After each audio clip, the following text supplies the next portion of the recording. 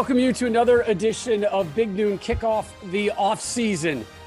Bob Stone, Urban Meyer, Reggie Bush, Matt Leinart here with you, joined momentarily by our special guest, University of North Carolina head coach Mack Brown, who has some fascinating thoughts about the state of college football and what's going on right now. And boy, a lot is going on in the sport, guys. We're clearly a little bit later going to all the activities that have gone down at Oklahoma State this week and the repercussions from that. But we're going to start with another top five list. We've already talked about the top quarterbacks and the top running backs in college football entering the season. This week, the discussion is the top wide receivers. Here's our Big Noon top five wide receivers as voted on by our panel, which includes Joel Klatt and Brady Quinn. Checking in at number 5 from the Big Ten, Rashad Bateman, the Minnesota product going into his junior year, over 1,200 receiving yards last year for the Golden Gopher, averaged 20.3 yards per reception. Pretty good. Sitting above him, Tylan Wallace, back from an ACL injury. We'll talk about that for the Oklahoma State product. At number 3, we go back to the Big Ten, the diminutive one from Purdue, Rondale Moore. Coach Meyer has seen him up close and personal. You get his thoughts on him in a moment. And then 2 and 1, Devonta Smith from the Alabama, now all alone, steps out of the shadows of some of those great those great wide receivers that Bama had last season. And at number 1, it's your Biletnikoff winner from LSU, Mr. Chase, Jamar Chase, trying to become just the third to win consecutive Biletnikoff awards. Michael Crabtree and Justin Blackman, the others to do that. So there's your Big Noon top 5 wide receivers. And let's start right at number 1. Reggie, Mr. Chase is missing 2 very talented humans that helped him achieve those big numbers last season. I think that's the big question, is how is that going to impact him this year with his offensive coordinator and his quarterback gone? Well, I think it's going to impact him significantly, but I will say this, even though they lost Joe Brady, they did replace him with Scott Linehan, who has been in the NFL a long time. He actually was the one who recruited me to Detroit, and I actually had my most productive season in the NFL under Scott Linehan. So as far as the LSU offense goes, they are in good hands because he's going to run a lot of the same stuff, if not all of the same stuff that Joe Brady put in, and which we know is the same stuff that we ran in New Orleans and that we won the Super Bowl with. But with respects to Jamar Chase, I think this impacts him significantly because that's not Joe Burrow back there throwing him the football.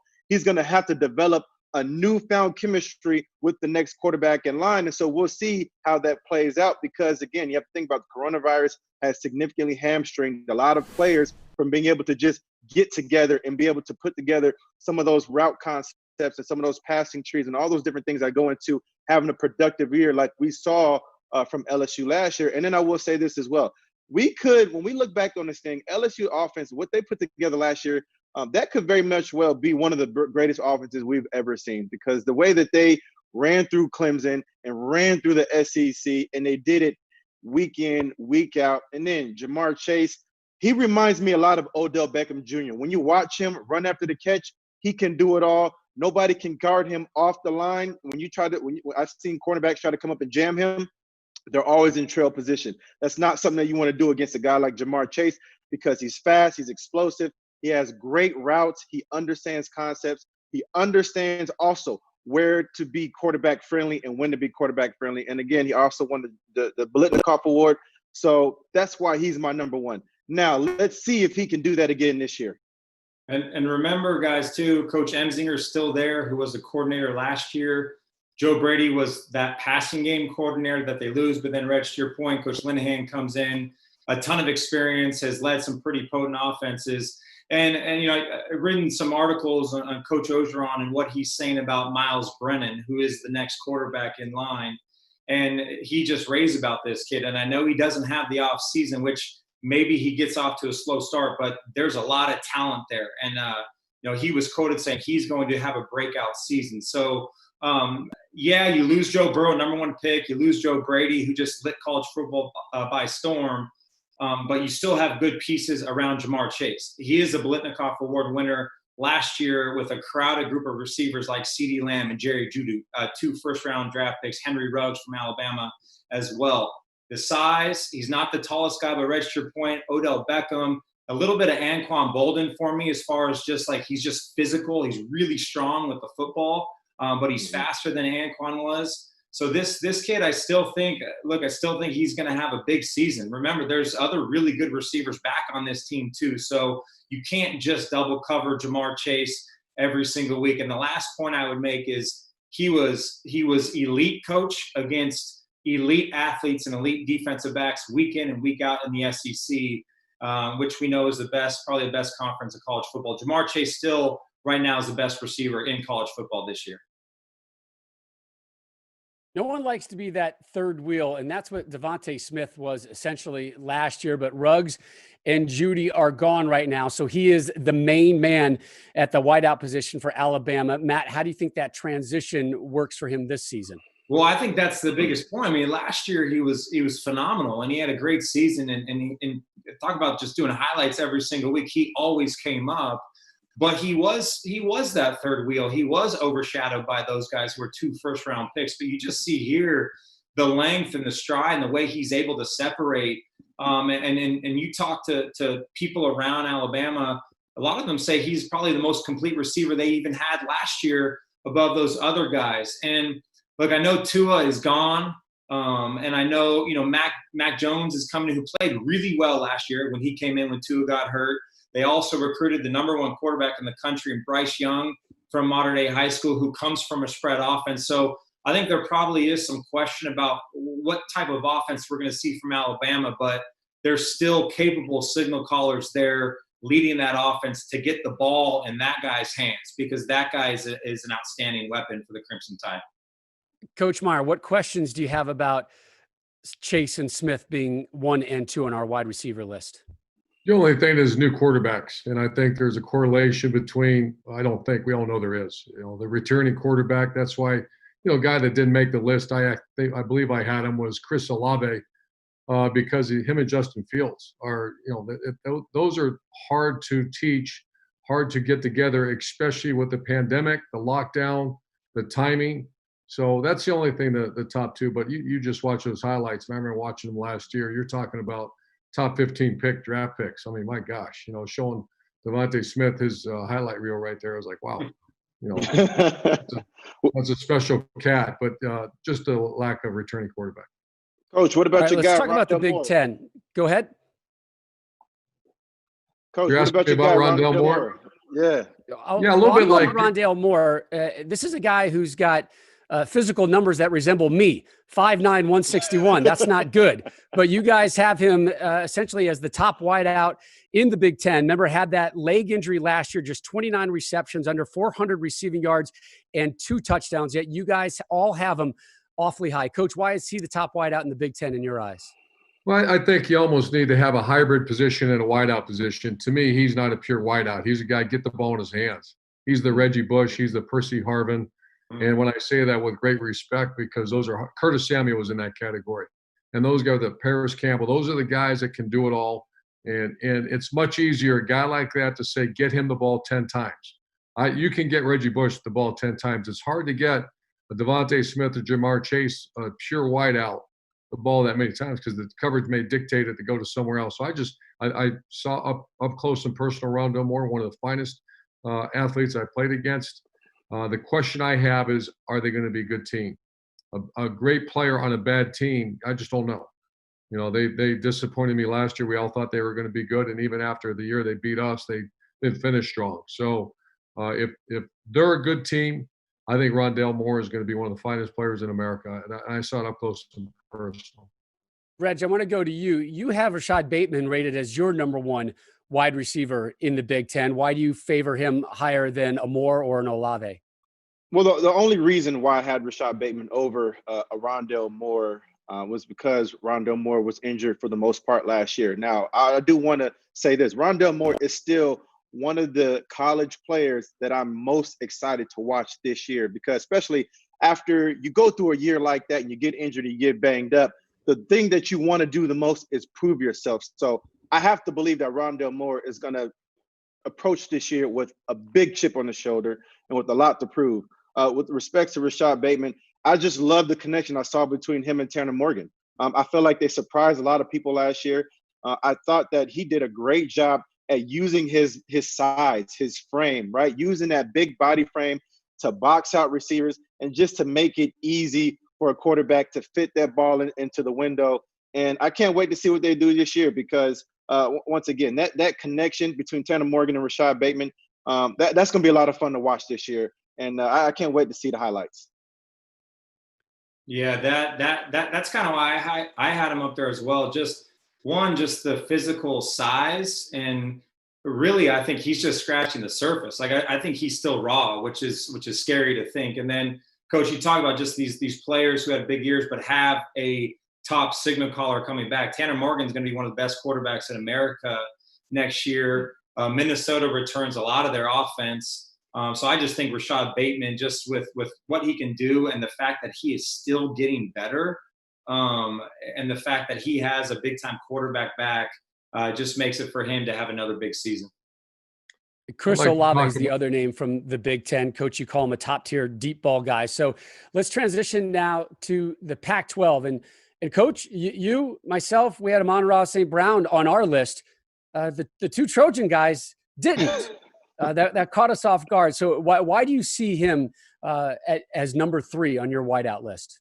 I thought I'm going to let Matt go ahead and explain that because I thought that was really outstanding conversation we had yesterday. But I'm going to real quickly, Chris Olave, when I was a coach, and I know Ryan Day feels the same, when you have very talented group of receivers, you rotate them. And it's very hard to get big numbers. You know, you look at Mike Thomas to Terry McLaurin to some of the great receivers we had is because that's my preference. I want you, when I need you, I want you fresh. I want those legs fresh. So we rotated them, and sometimes you don't get the 90, 100 catches like some of these other guys get. So Chris Olave, let's just be perfectly clear. He is a top 5 wide receiver, and I just see him.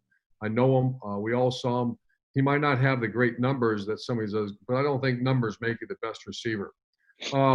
St. Brown, I think he's a beast, you know, and it was interesting when I saw Matt and Reggie not, and I remember I asked that question. So I'm going to go ahead to defer to Matt because I agree. What he said, I agree with. But as far as top talent, how do you not have Amon St. Brown in there?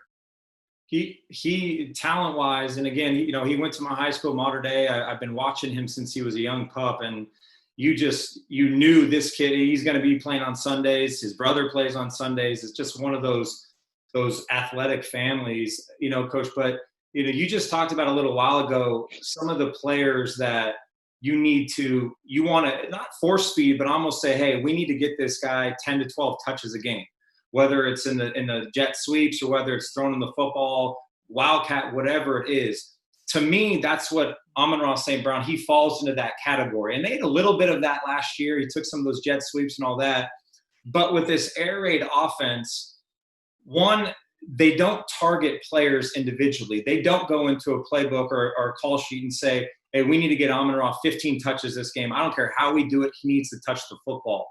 The coverage, the play concepts dictate where the football goes. And I sat in a meeting with Graham Harrell and their quarterbacks last year, and that's the way they teach this offense.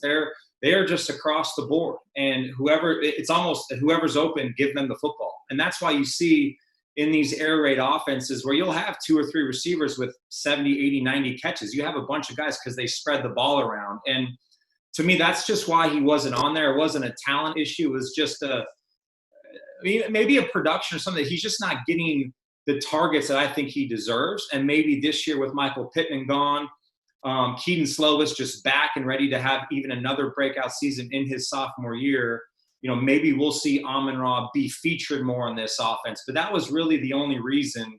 It wasn't a talent issue. It was just more of a little bit of the production, just not getting enough chances like some of these other guys. Tylan Wallace probably would not be on this list if he went through his junior year fully healthy and missed the last 5 games, Reggie, with that ACL injury. Announced he's coming back for his senior year. This is a guy that has lights out talent, but I think whenever you injure your ACL, there's always going to be those lingering question marks. There's always going to be those lingering question marks just because still the ACL is one of those injuries that it's delicate. And when you come back from it, you can tear it again easily, especially when you play at the receiver position, but especially when you play like Tylan Wallace does, because I believe he's the most physical receiver out of all these receivers we just talked about. He is not afraid to seek out contact. He will put his head down and he will try to run over you. He had a play, I believe, against Iowa State. Here it is last year where he literally just puts his head down and runs over a couple defenders, stiff arms one more guy. He's about to come in the frame right now, and stiff arms another guy. And that's just something that you just don't really see from the receiver position. And that's what I love seeing that. And he's a difference maker. He's a guy that you want to get the ball in his hands. You see the long strides. You see just his relentless pursuit to get into the end zone. And that's what I love about this guy. The only question mark is, can he get back to that same guy this year? Because I know from personal experience, when you go through significant injuries, especially when they happen to your knees, you're never 100% that same person, right? You can make it look like you are, but you're never 100% that same person. So there's going to be some form of a drop off, but because he's so young, I think he'll be able to get back to very close to what he was. And I don't think they're going to miss a beat. I think Oklahoma State has a really good shot this year to win the Big 12 and to make it to the playoffs with Chuba Hubbard and Spencer Sanders. Plenty more on what's going on at Oklahoma State this week still to come on our show. And one name that we didn't mention that would have been on all of our top 5 lists, Clemson Justin Ross, out for the season due to that neck injury. We wish him the best after his recovery from surgery. So here's the fans' top 5 wide receivers. Chase, there's Wallace all the way up to number 2. Coach was high on Olave for good reason. I got your back on that one. He's in at number 3. Rondale Moore. How about 3 from the Big Ten as part of the top 5 wide receivers? Remember about a decade ago, everybody was saying the Big Ten is too slow, too lethargic, and now it's just chock full of high-end elite speed and talent.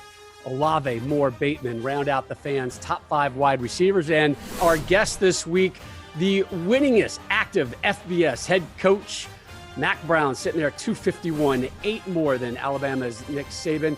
Rob Stone, Urban Meyer, Reggie Bush, Matt Leinart back here with you. And Coach, Keenan Stadium looks beautiful today. You've really mastered this whole Zoom thing. Well, wait, what do you mean, Rob? I'm sitting in the stadium. No, I've been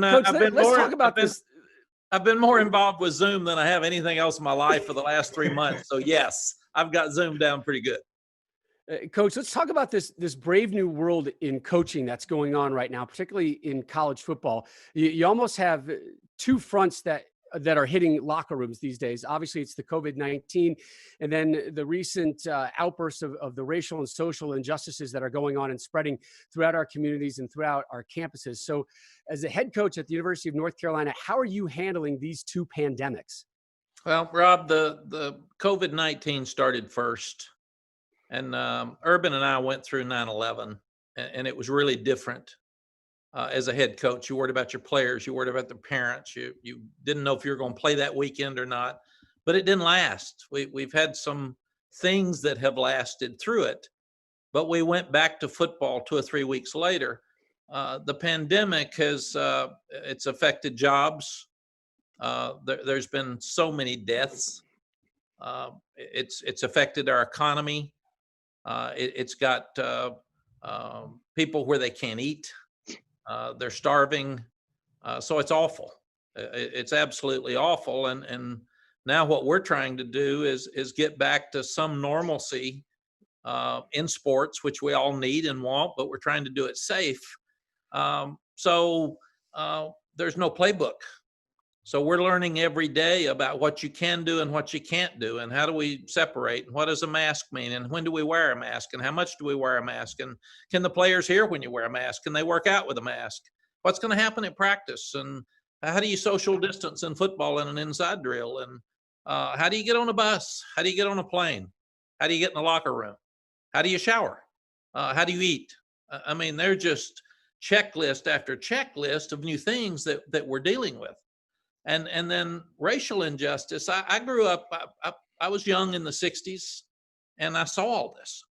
And I saw the horrendous stuff that happened in the South, and I saw President Johnson handling it, but I saw Selma. I saw Mr. Meredith trying to get an Ole Miss, and they had to have armed police officers to take him into the universities. I saw shootings. I saw killings. I saw lynchings. And I thought that we were through with that. I thought we'd never see that again. And then the injustice that we've seen racially here the last 3 months really is horrific. And it is time for change.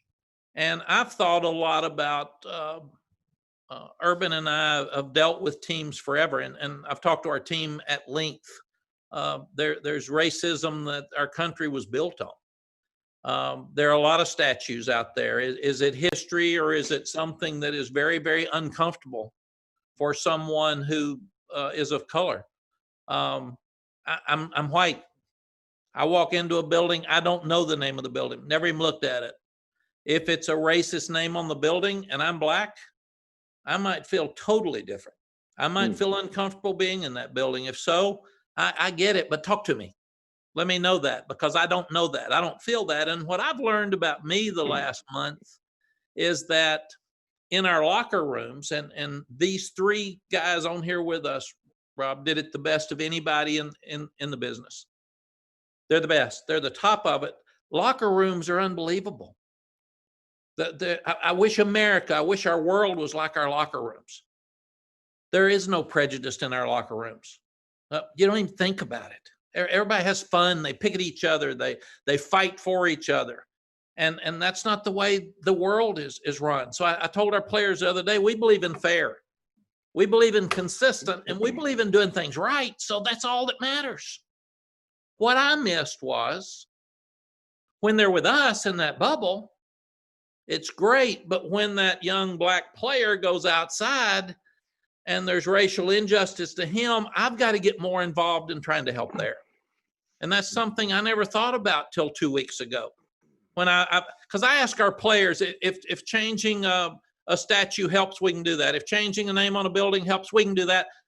Is that going to keep somebody from getting killed? Is that going to help you? What will help you? What will help your sons? Let's think about real change here.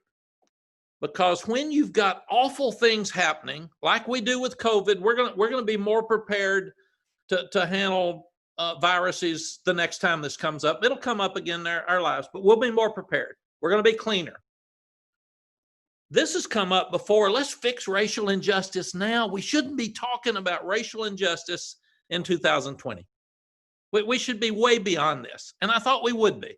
And we're not. Well, let's take an awful situation and let's fix things, and let's fix them now. And let's stand up with a voice. And all of us who have a voice, regardless of your color, your religion, your amount of money you've got, there's a lot of frustration right now. Let's fix it. And let's figure out what that means. But we got to talk. It's time for me to listen, me to learn, and me to respond. Urban, that's one of the themes you've been talking about. Talk less and listen more in this culture. Yeah, first, I love Mack. It's great to see you. My great friend and someone I'm very close with. And we'll write a book someday together, some of the in-depth conversations we have a little bit about this and how to treat people. And one of the greatest things I've ever experienced around elite people, elite leaders, is the ability to listen. You know, some of our best recruiters were the best listeners. When you go out, for example, when you go out and recruit, how do you recruit? You go listen and find out what the person wants, and then you recruit to the wants. That's and the worst recruiters I've had are the ones that are very scared of quiet space, of idle space. One of my gifts, I love to listen. I love to learn, because I grew up, what Mack Brown experienced, I did not. I grew up East Cleveland, Ohio. I never I never saw, witnessed. I heard a little bit about it, but to be honest with you, not much. My first exposure is when I went down south and I started, seeing Confederate flags, and Charlie Strong, one of my great friends and a great football coach, told me he wouldn't go certain areas because of when it got dark out, and I didn't know he was being serious. And so that's when I listened and I learned. And then one of my greatest experiences when in 2017, when Colin Kaepernick was kneeling before the national anthem, when there's certain communities were blowing up and burning up, and I had incredible leadership on my team, and I sat and listened. I had people with family in the military. I had people that have experienced racism, and the education that I received for about a 2-month window from these athletes and players and coaches was phenomenal. I still have that with me today. So I think Mack Brown, and I agree, listen, but also make a difference. I'm going to say this. Here's my opinion, and I've taken great pride in this. I know Mack has. What can we do? My job when I was a coach at Ohio State, I wanted to get every young person a career. Careers have a habit of helping things. I'm not saying it's a cure-all, but you get them education, experience, and a career, and then you want to go stand up and make a difference. You can because you have a career. And I think that's where universities can really, I know we can rename buildings like you said, and that's fine. But you want to make a difference, make sure every student and athlete that leaves your program has a career. And watch what happens. I'm not saying it's a fix, but it's darn close.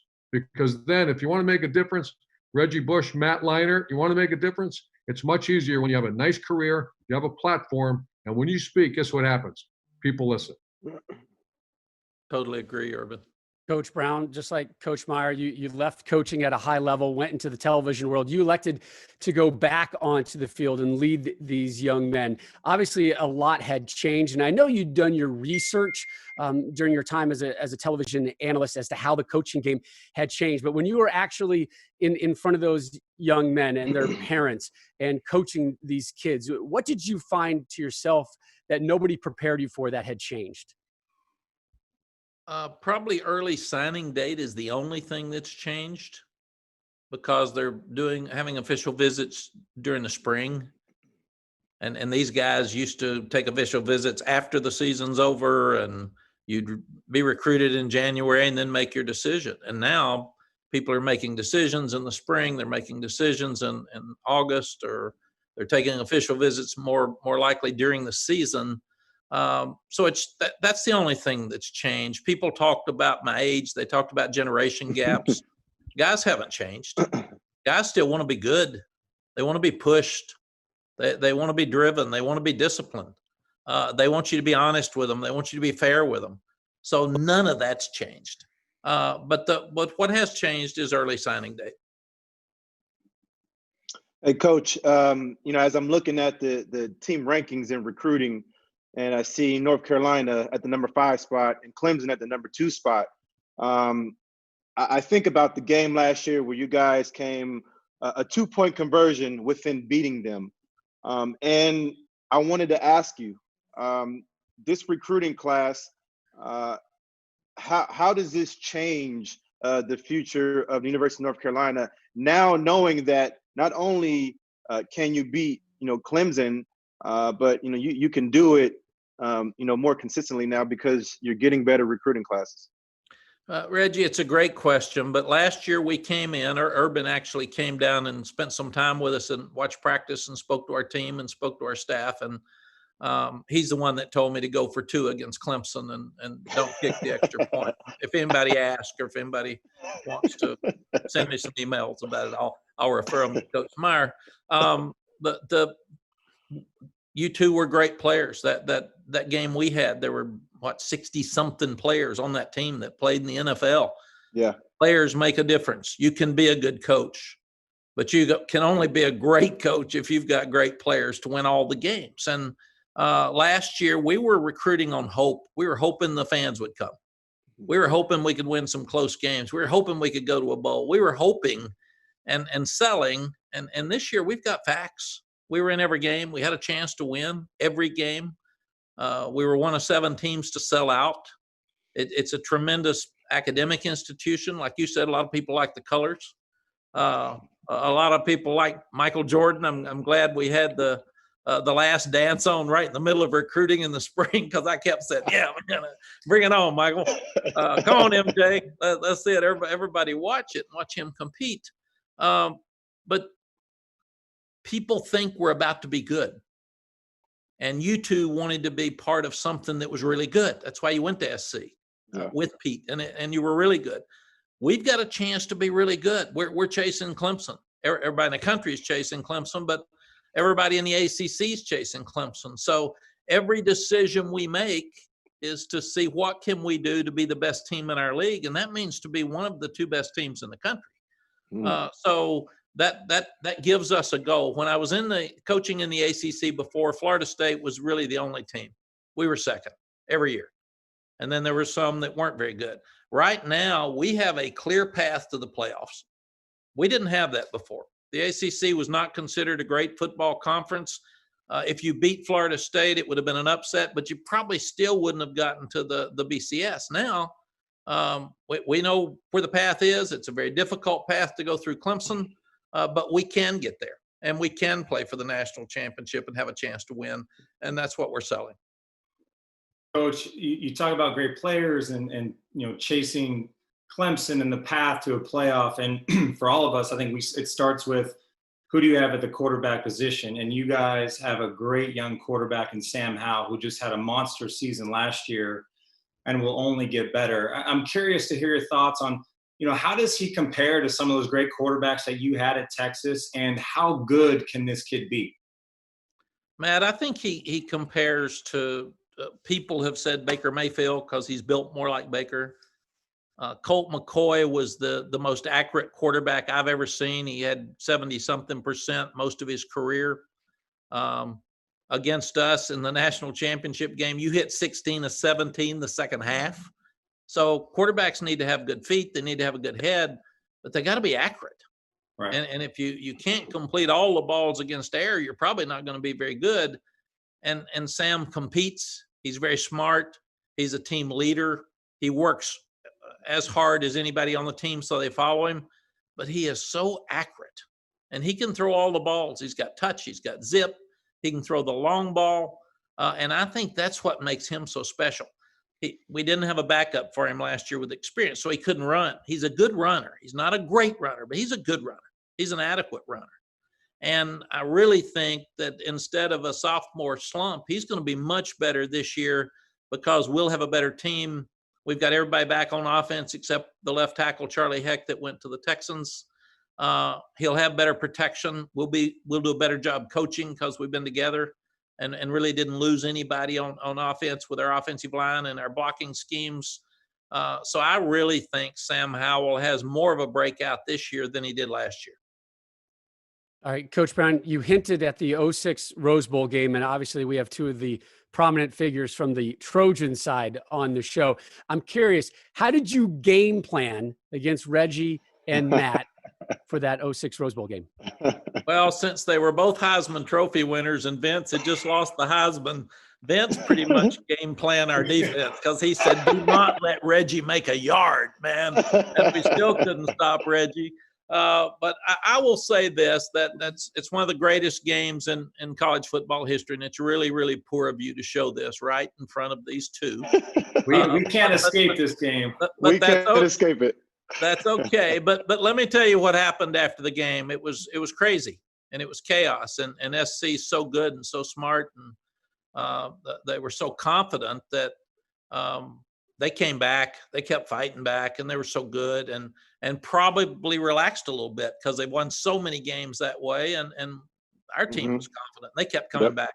And we just happened to have the ball last because if they hadn't had the ball, if we hadn't had it last, they would have scored. But it was so crazy on the field. Pete was very, very gracious. He said after the game that you always hate to lose a game, especially like this, but if you're going to lose to a great champion like Texas. I didn't see Matt, and I didn't see Reggie, and I'm in the dressing room talking to the team, and somebody says, Coach, before you start, there's somebody that wants to see you. So I went back to the door, and it's Reggie and Matt. And they said, Coach, we missed you on the field, and we just wanted to tell you congratulations. You got a great team, and we did not want to leave tonight without you knowing that. And at that time, nobody was ready to print that. But it was real. It was true. And it's something I repeat all the time about the class of these two young people and how at a very difficult time in their life, they were very professional and very classy. And I tell our team that, but every time I tell a story about the national championship game, that's the way I finish it. Hey, Coach, and I have to say this, man, we appreciate you. We appreciate that game. Obviously, we hate being on the losing side, but I think it's true what Pete said. If we're going to lose to anybody, we'd rather lose to a champion like you guys during that time period. And Vince, to this day, is still one of my favorite people because not only how he's carried himself and how he's represented the University of Texas, but also there was an opportunity for him to where they asked him if he wanted the Heisman Trophy. And I'm not sure who asked him or whatever it was, but he flat out said no. And he flat out said, no, that's Reggie's Heisman. And so I've always appreciated Vince for that because he had every right and he had every opportunity to say, no, I want that because he just beat us. And so I've always appreciated Vince for that. I've always wanted to say that to you because that's also a reflection of you and the kind of team that you ran. So I appreciate you, Coach. Thank you, Reggie. And I can back that story up because Vince came to me and says, Coach, there are people asking me if I'll take this Heisman Trophy. I'm not taking it, man. And I actually said, slow down, let's think about it. And he said, nope, that's Reggie's Heisman Trophy. I'm not taking it. So what he told you is absolutely true. I appreciate that, man. Thank you. Coach, you know how I feel about you, Coach, man. I love you. I respect you always.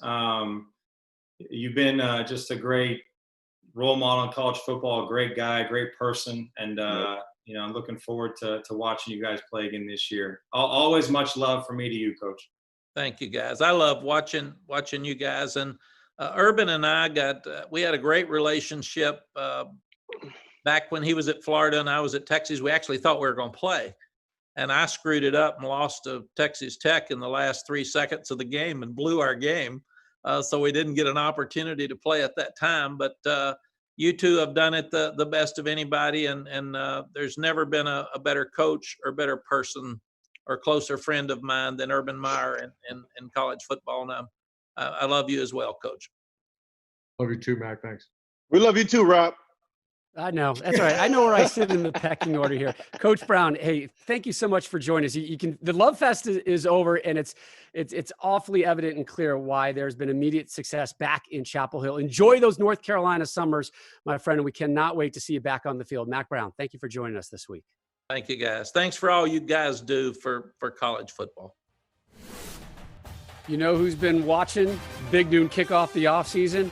Our guy down at Clemson, Travis Etienne, who completely agrees with our top 5 running back list from last week. We'll see what he has to say about our wide receiver list that we just showed you. You know he would have had Justin Ross up there at number 1. Rob Stone, Urban Meyer, Reggie Bush, Matt Leinart back here with you. And it's been an interesting couple of weeks across the college football landscape. More conversations, more upheaval.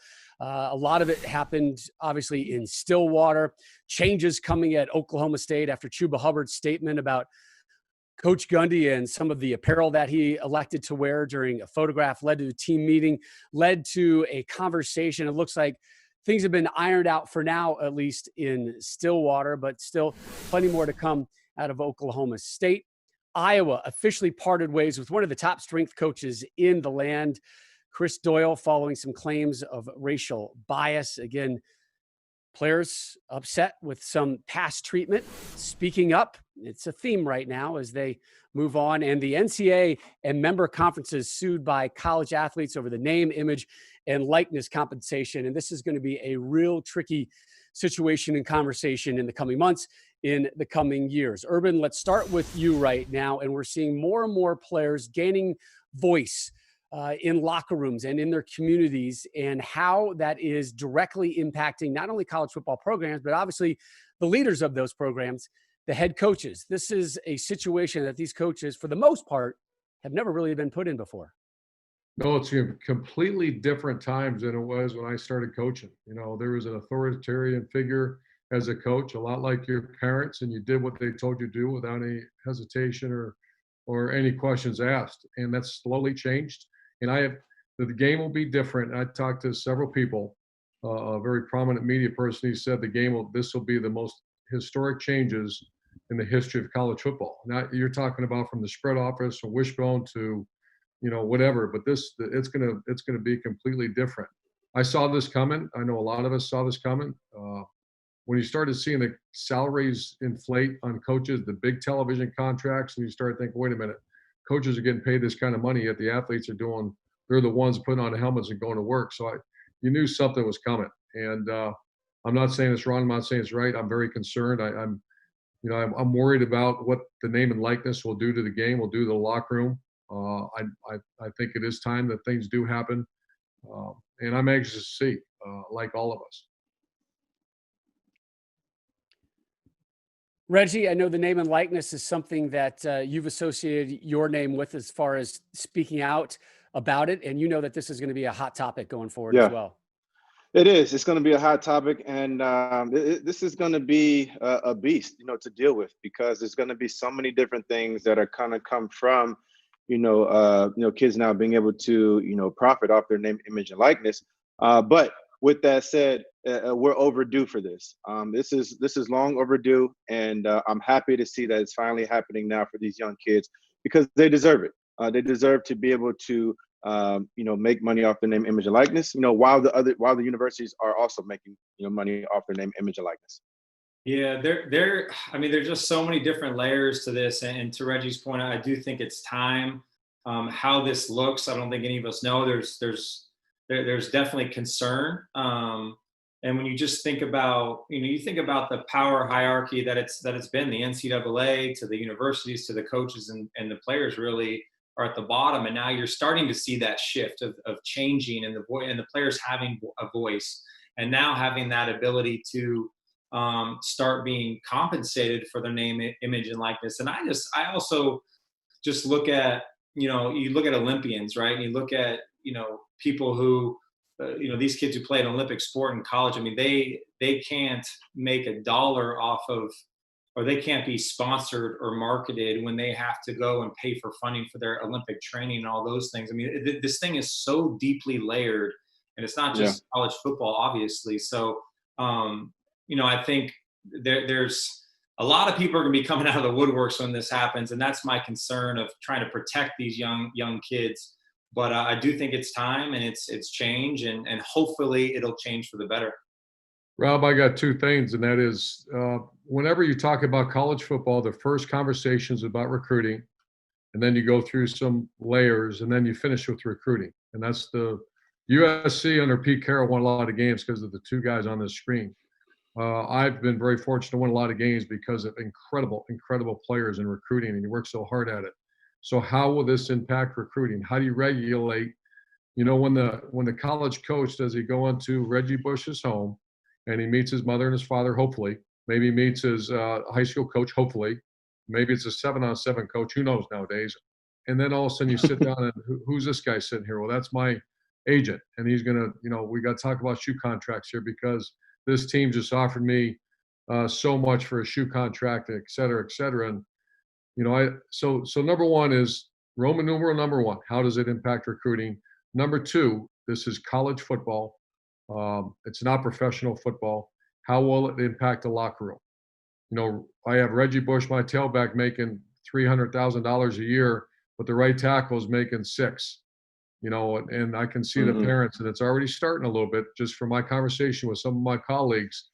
That conversation's out there. How do you equate the locker room? And if you say, well, the Jacksonville Jaguars aren't equated, well, that's professional football. So like I said, and like this prominent media person I talked to, he said it's going to be completely different. We weren't negative, just going to be different.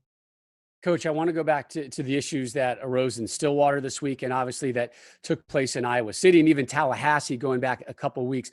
What would your advice be to any coach, particularly maybe the young coaches out there, on how they should go about the new scenery, the new landscape that's out there in these college football locker rooms?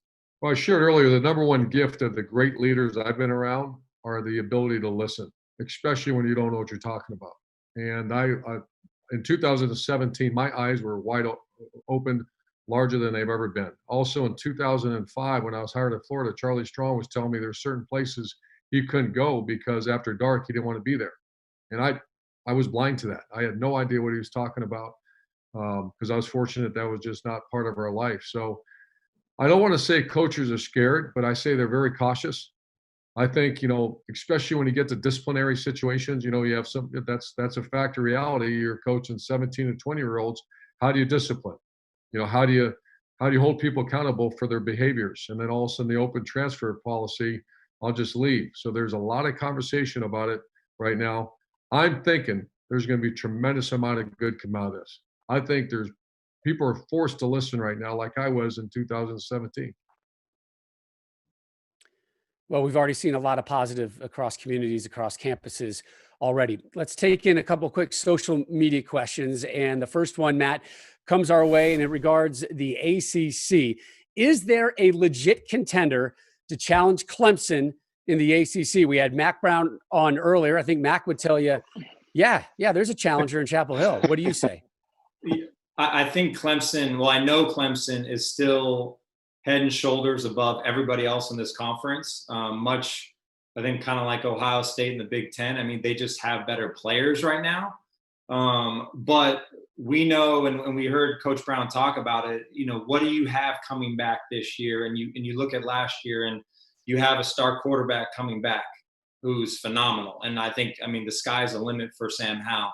You have a great receiving core coming back. You return 16 of 22 starters on both sides of the football. So you have a lot of experience. And remember, all of their losses, I think all their losses were 7 points or less last year. They were in almost every game. And Reg, you alluded to the Clemson game where they had a chance to beat Clemson. So they're close, but we all know it just takes a little shift. And I don't know how this offseason may affect North Carolina, but I think with Coach Brown, his championship pedigree, the quarterback, the pieces they have back, I certainly believe they can make a run in the ACC and potentially challenge Clemson in the championship game.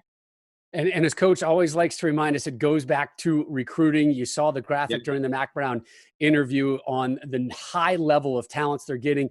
And plus, they've circled that state of North Carolina. They're not letting the best elite talents from the Tar Heel state get out of North Carolina without wearing that Carolina blue. All right, question number 2 from social media. We're just going to rename it the Reggie Bush question. Who is the most electric player to watch in college football? Reg, who gets your vote? Oh man, there's so many electric You can do a players. split vote. How about a split vote? Split vote. There's a couple quarterbacks come to mind. Obviously, Justin Fields, Trevor Lawrence, but I'm gonna go with Jamar Chase, the reigning Biletnikoff Award winner, because when I watch him from a skill set standpoint, he's NFL ready. The only reason why he wasn't a top draft pick last year because he wasn't old enough. And then when you watch defenders try to guard him, let's go back to that Clemson game. He gave those DBs hell. They're still trying to figure out how to tackle Jamar Chase when he gets the football in his hands. And that's what I love about him. His run after the catch ability is second to none. He is not just a receiver. He's an electrifying player. He's a game breaker. He's a guy that you want to get him the football 15, 20 times a game, however many times you can. But here's the thing. He has a new quarterback. It's not Joe Burrow back there throwing to him. So I'm excited to see how he steps up to the task. Well, that's good, Reggie. I thought you were going to go for 20 minutes. That's good. I thought we got this.